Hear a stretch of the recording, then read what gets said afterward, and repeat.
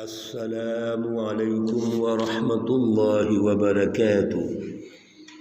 اعوذ باللہ من الشیطان الرجیم،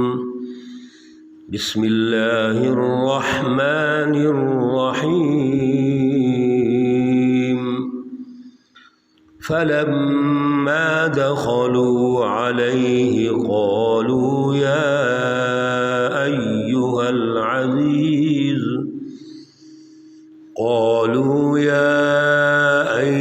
العزیز مسنا وأهلنا الضر وجئنا ببضاعة مزجاة فأوف لنا الكيل وتصدق علينا إن الله يجزي المتصدقين۔ صدق اللہ العلی العظیم۔ اللہم صل علی سیدنا ومولانا محمد النبی الأمی وعلى آلہ واصحابہ وبارک وسلم وصل علیہ۔ معزز سامعین و سامعات، آج کا جو درس قرآن ہے یہ سورہ یوسف سے ہے، پارہ نمبر 13 ہے، آیات مقدسہ 88 سے لے کر یہ 92 تک ہے۔ اللہ رب العزت ان آیات مقدسہ کا فہم، ان کا شعور، ان کی حکمتیں ہمیں سمجھ عطا فرمائے اور پھر عمل کی توفیق اور صلاحیت عطا فرمائے۔ گزشتہ درس حضرت یوسف علیہ السلام اور حضرت یعقوب علیہ السلام اور برادران یوسف کا جتنا بھی عمل ہے اس کی تفصیلات جاری ہیں، اور اس میں جب حضرت یعقوب علیہ السلام کو بنیامین کے حوالے سے یہ خبر پہنچتی ہے کہ وہ واپس نہیں آئے بلکہ مصر میں عزیز مصر نے گرفتار کر لیا ہے، ان کو اپنا غلام بنا لیا ہے، روک لیا ہے کیونکہ اس نے چوری کی ہے، تو جو اس میں حکمت اللہ رب العزت کی طرف سے اور رہنمائی وہ یہ آئی کہ اب اصل میں اس تدبیری نظام کا جو اگلا مرحلہ ہے وہ شروع ہونے والا ہے، جس میں اب دونوں بھائی مل گئے اور پھر اگلے مرحلے میں والد محترم بھی مل جائیں گے۔ لیکن والد صاحب کو چونکہ بہت زیادہ رنج، دکھ اور صدمہ ہے، تو آپ نے جو ارشاد فرمایا وہ صبر جمیل، کہ صبر جمیل جو ہے وہی بہتر ہے۔ اس پر یہ عرض کی تھی کہ جب بھی کوئی مشکل پیش آتی ہے، پریشانی آتی ہے، بڑی سے بڑی مشکل اور پریشانی، صدمہ میں بھی صبر جمیل ہی اختیار کرنا پڑتا ہے۔ اصل جو راستہ ہے وہ صبر جمیل ہے، اس طرف صبر جمیل ہے، دوسری طرف اللہ پر اعتماد، اللہ رب العزت سے تعلق کی مضبوطی۔ اس لیے حضرت یعقوب علیہ السلام نے فرمایا انما اشکو بثی وحزنی الی اللہ، یہ جتنا بھی مجھے غم ہے، پریشانی ہے، دکھ ہے، اس کا حل ایک ہی ہے کہ یہ اللہ رب العزت کی طرف ہم پیش کرتے ہیں، وہ ہماری مدد فرمائے۔ حضرت یعقوب علیہ السلام نے فرمایا اپنے بیٹوں سے کہ جاؤ جا کے یوسف اور اس کے بھائی کی تلاش کرو، لیکن مایوس نہیں ہونا۔ یہاں سے بھی وہ اللہ کا جو تدبیری نظام ہے اب وہ غالب نظر آ رہا ہے۔ اب یہ وقت ہے کہ اگلے ارتقائی مراحل میں داخل ہونا ہے۔ اس سے پہلے یعقوب علیہ السلام نے کبھی نہیں کہا تھا، لیکن اب بیٹوں سے یہ کہا کہ جاؤ یوسف کو بھی تلاش کرو، اس کے بھائی کو بھی تلاش کرو، اور مایوس نہیں ہونا۔ یہ بہت بڑی یہ ایک فکری اور نظریاتی پختگی ہوتی ہے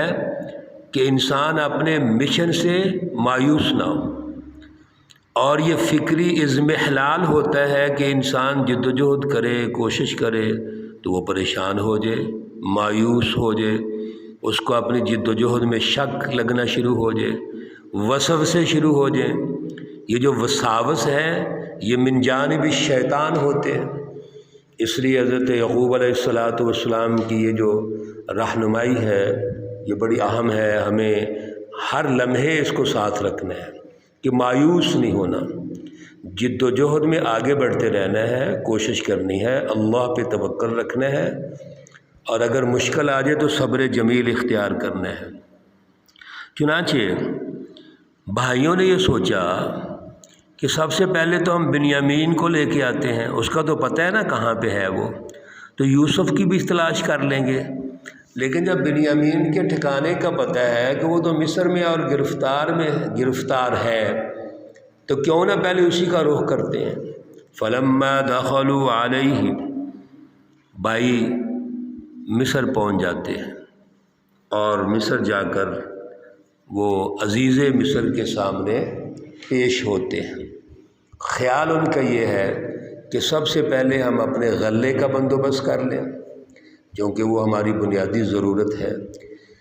جب عزیز مصر یہ ہمارے اوپر شفقت کریں گے، رحم کریں گے،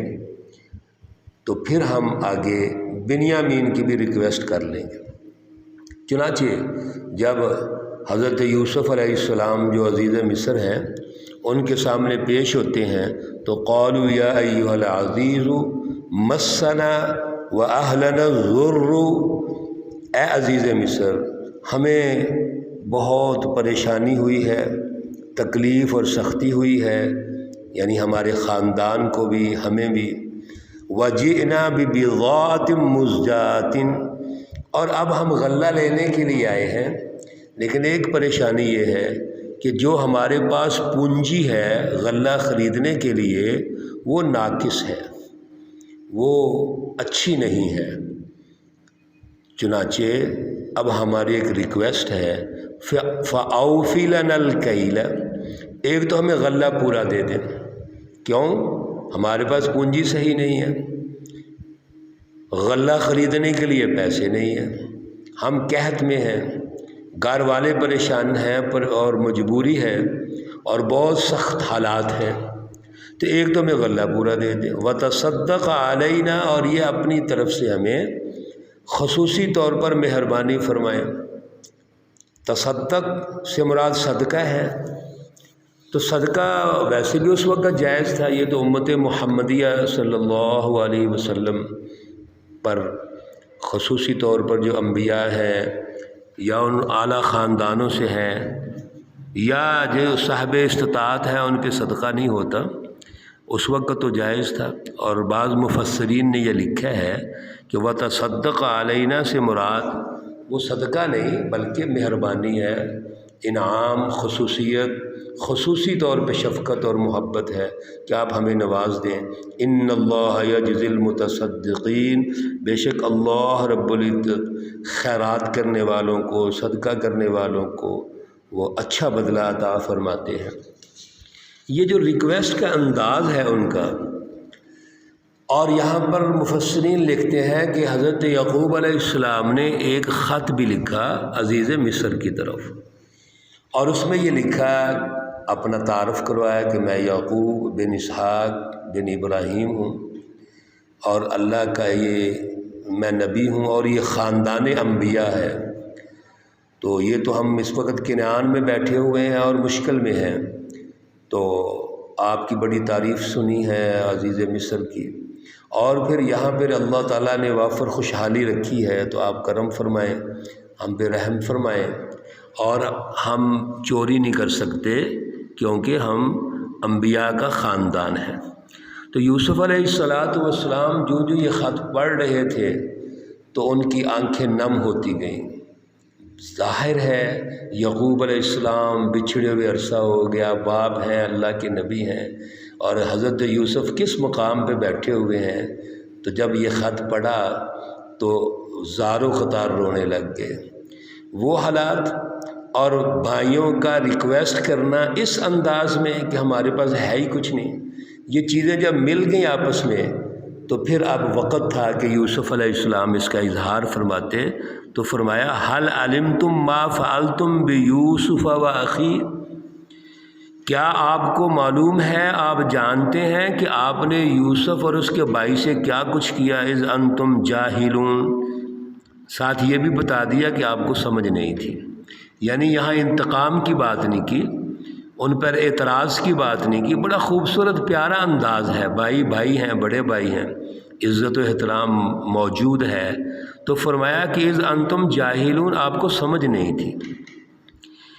اور یہ ایسی کیفیت پیدا ہوئی تو قالوا اِنَّكَ لَأَنْتَ یوسف، کہنے لگے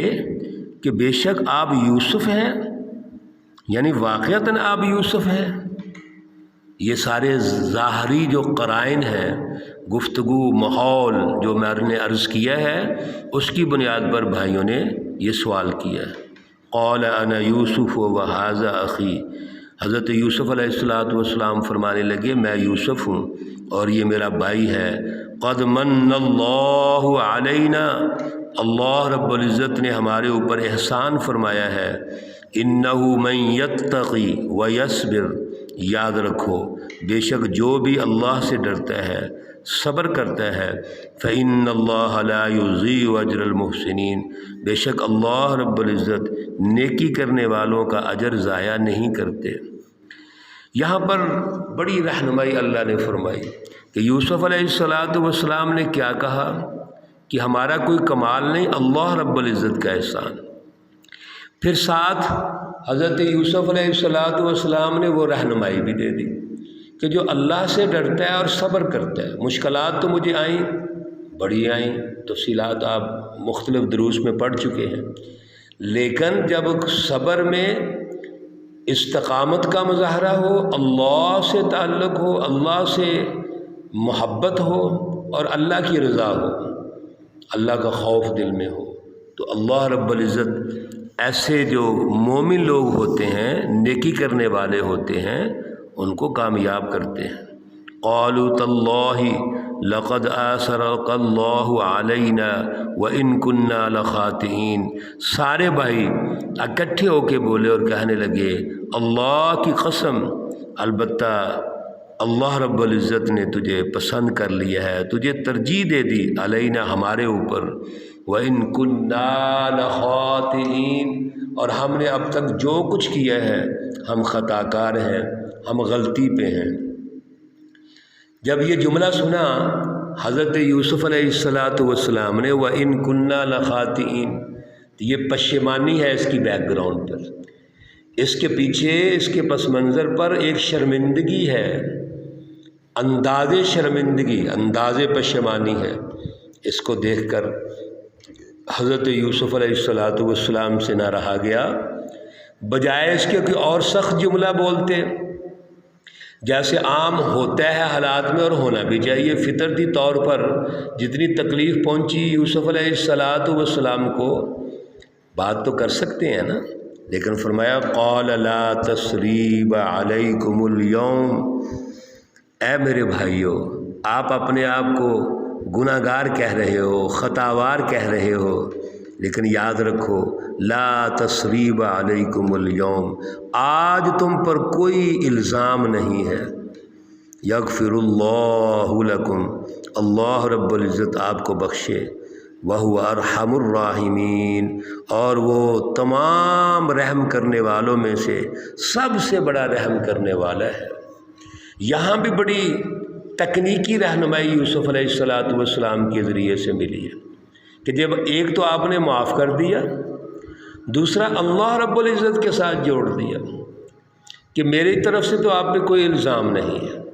لیکن اللہ رب العزت تو موجود ہے، ان سے اپنا تعلق مضبوط کرو، اللہ سے معافی مانگو، اللہ ضرور معاف کریں گے، بخشیں گے، کیوں؟ وہ بڑے مہربان ہیں، ارحم الراحمین ہیں، ساری دنیا کے رحم کرنے والے ایک طرف ہو جائیں، اللہ رب العزت اپنے رحم میں پھر بھی غالب ہے۔ انشاءاللہ العزیز